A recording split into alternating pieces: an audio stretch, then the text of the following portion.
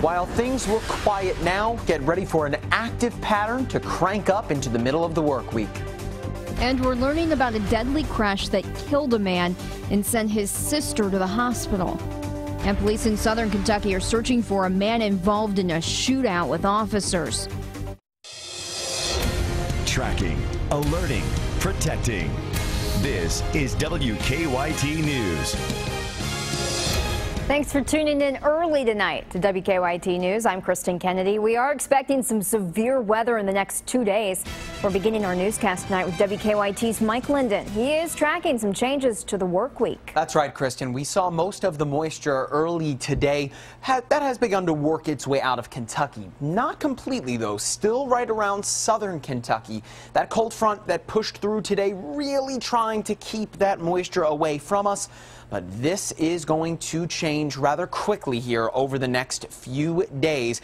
That moisture continuing to work in from the southwest and moving into Tuesday, things are going to get quite messy here in the Bluegrass State. We are looking at our first threat of severe weather all season from Tuesday into Wednesday. You can see that low pressure over Texas. Well, that is essentially going to work its way right into the Commonwealth of Kentucky, and cold air from Canada will dive into Wednesday morning, capable of producing not only strong gusts of wind, but potential severe thunderstorm development as well.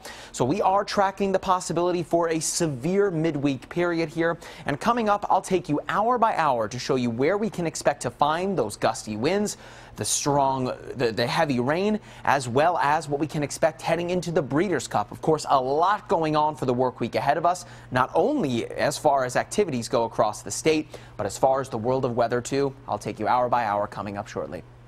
Tonight, a Scott County woman is recovering from a wreck that killed her brother and put her in the hospital.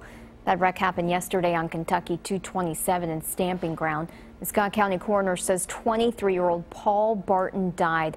WKYT's Michelle Chamberlain is in Stamping Ground. She has our top story.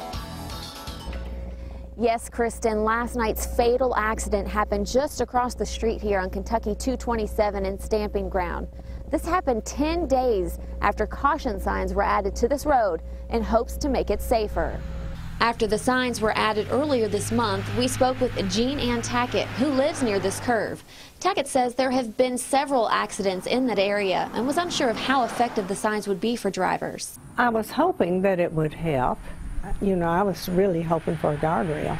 I'm afraid there's going to be another fatal accident. Unfortunately, last night there was another fatal crash. Less than a month after the signs were added, 23-year-old Paul Thomas Burton was killed in a two-vehicle accident. According to the Scott County Sheriff's Office, around 5 o'clock, Patricia Burton lost control of her SUV, crossing into the other lane. Her brother, who was in the passenger seat, was transported to a local hospital where he was pronounced dead. The Sheriff's Office said it was raining at the time of the accident. Patricia Burton, the driver of the SUV, is at UK Hospital in fair condition. In Scott County, Michelle Chamberlain, WKYT. Crews rushed 3 people in the other car to UK Hospital with non-life-threatening injuries. We now know the name of the woman killed yesterday in a crash in Garrard County. The coroner says 20-year-old Tyler Missbach wrecked on Kentucky 1295 around 1:30 yesterday. Crews rushed Missbach to the hospital where she later died. Crews also took another person to the hospital. Police haven't released any information about that person's condition. State police are looking for a man in connection to an officer-involved shooting that crossed state lines this weekend. Right now, police are searching Cumberland County for 62-year-old Floyd Cook. Police say Cook shot an officer in Putnam County, Tennessee yesterday. The officer, we're told, was not injured because he was wearing a bulletproof vest. He then took off into Cumberland County, Kentucky, where he was in a shootout with police. Officers last saw Cook running into a wooded area. The Putnam County Sheriff addressed people living in the area where officers are searching. What my message would be to other law enforcement personnel and officers that are out in the community, just please get the word out. We want no one else to get injured. We certainly don't want no one to get seriously injured because of this individual out armed and apparently has no regard for any life, especially police officers at this time. Cook's last known residence was Lebanon, Kentucky. Police in Pulaski County are investigating a double shooting. Firefighters say 2 men got into a fight at a home on Scenic Vista Drive in Somerset last night. Crews airlifted both men to UK Hospital, and officers are not releasing their conditions. Richmond police are searching for a man who robbed a gas station near Eastern Kentucky University. Just before midnight, EKU leaders sent out an alert about an armed robbery at the Shell gas station at the corner of the Eastern Bypass and Lancaster Avenue. The man, we're told, was wearing a hooded shirt and glasses. Today, a community said goodbye to a mother and her 3 children. Lori Doppelhauer and her sons Christopher, Egan, and Kieran died in a fire Tuesday in their home in Maysville. A neighbor also died in that fire. Today, people gathered in Somerset for their funeral. They will be buried at Camp Nelson National Cemetery. One of the Kentucky couples who filed a lawsuit against Rowan County Clerk Kim Davis celebrated their wedding last night. April Miller and Karen Roberts were the first couple Davis turned away. Davis stopped issuing marriage licenses because of her religious beliefs.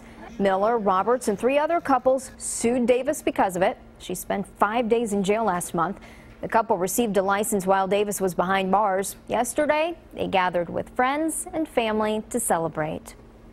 The major candidates for governor are getting ready to face off in their 3rd televised debate. Republican Matt Bevin and Democrat Jack Conway are at the EKU Center for the Arts. And that is where we join WKYT political editor Bill Bryant, who is one of the moderators for tonight's debate. Hello, Bill.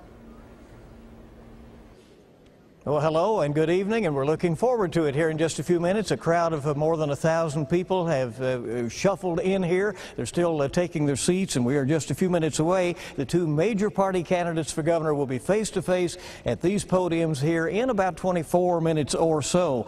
Republican Matt Bevin and Democrat Jack Conway have been working hard to get votes, of course, since capturing their respective primaries in May. Independent Drew Curtis is excluded from tonight's encounter. He did not achieve the minimum 10% support in a nonpartisan poll. That was the criteria set by the debate sponsor, the League of Women Voters. Security is exceptionally tight here. We noticed that as soon as we got on site this afternoon. Of course, there was that high-profile threat at EKU earlier this month that closed campus for a few days. They are taking no chances here tonight. The issue set, it should be familiar this evening. Health care, education, and of course the state's massive underfunding of retirement pensions among the questions that we understand will be submitted to the candidates tonight. We hope you can join us shortly. We're live from 6 until 7 on WKYT in Lexington, WLKY in Louisville, and we look forward to it very much. Vicki Dorch is here from WLKY, and we'll be on the air shortly from the EKU Center in Richmond. For now,